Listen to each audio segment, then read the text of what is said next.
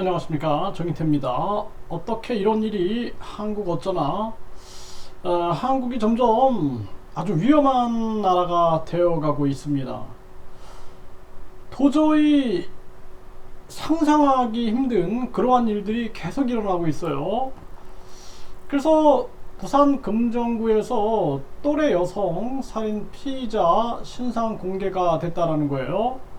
앱에서 만난 또래 여성을 살해하고 시신을 훼손한 20대 여성의 문제인데요. 이름이 이제 정유정인데 신상 공개가 됐습니다. 네, 그래서 이 아르바이트 앱에서 학부모인 척 과외교사를 구한다며 20대 여성 A씨에게 접근해서 흉기로 살해하고 시신을 훼손한 거예요.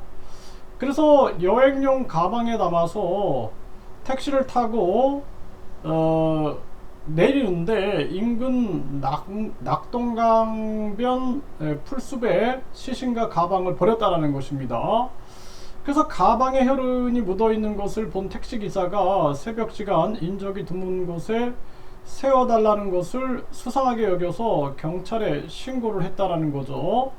네, 그러면서 이 A씨의 신분증을 확인하고 당일 오전 6시께 이 정씨를 긴급 체포했다라는 것입니다. 나머지 시신은 집에서 발견됐고 캐리어에서는 사체 일부가 발견이 됐다라는 것입니다.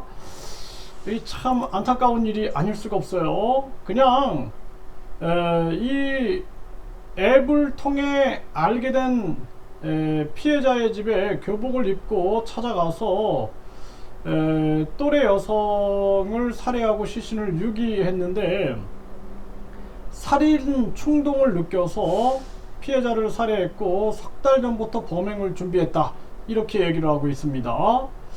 정말 이 가슴 아픈 일이 아닐 수가 없어요. 그래서 한국이 점점 이상해져 가는 거죠.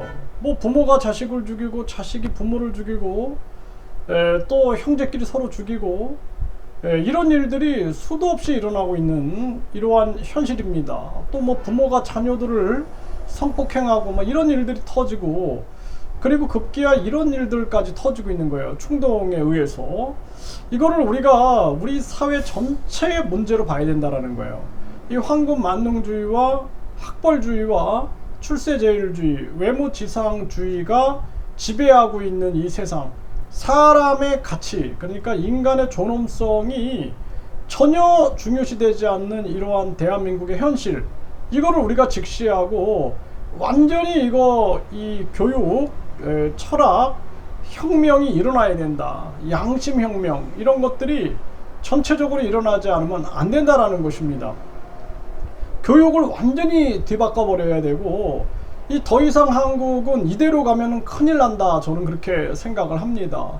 요즘에 여러분들은 뭐 보세요.